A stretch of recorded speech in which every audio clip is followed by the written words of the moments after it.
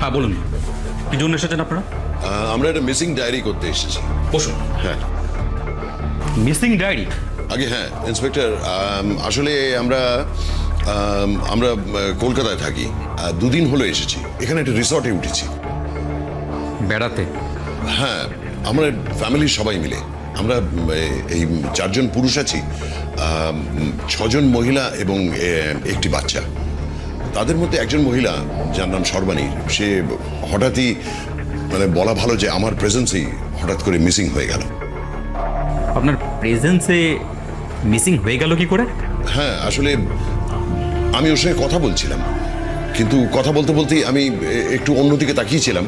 তারপরে ঘুরে তাকিয়ে দেখি আর সে নেই, এবং দূর থেকে একটা গোয়ানি শব্দ, মানে আমার মনে হলো যে আমার নাম ধরে ডেকেছে, আর তার সঙ্গে একটা দূরে গাড়ির আওয়াজ। আশ্চর্য ব্যাপার তো। ভালো করে খোঁজ করে দেখেছেন? মানে অনেক সময় বেড়াতে সেই রকম মজা টজা করা হয় আর কি, সেই রকম কিছু নয় তো? না না অফিসার, আমরা কিন্তু ভালো মতন খোঁজাখুঁজি করে তারপরেই থানায় এসেছি। আচ্ছা, গাড়িটা কোন দিকে গেছে সেটা আপনি লক্ষ্য করেছিলেন? হ্যাঁ, মনে হলো জঙ্গলের দিকে। আচ্ছা, আপনাদের মধ্যে কে ডায়েরি করতে চান? আমার নাম জয়ন্ত বসু। যিনি মিসিং হয়েছেন তার সঙ্গে আপনার রিলেশন কি? তিনি আমার স্ত্রী।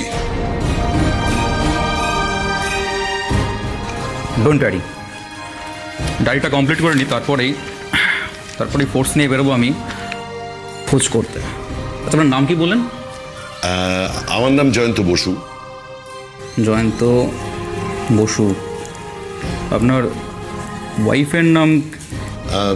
সর্বাণী সরকার।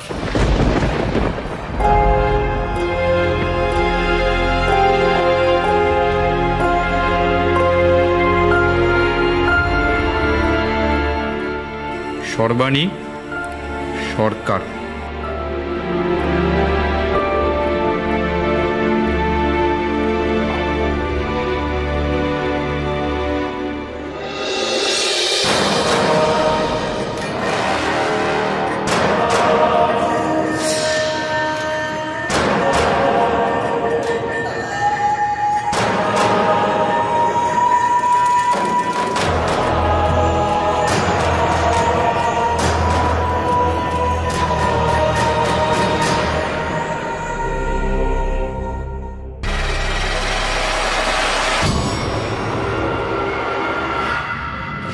দিদি ভাই, বর্দিমা, দিদি ভাই, বর্দিমা, দিদি ভাই।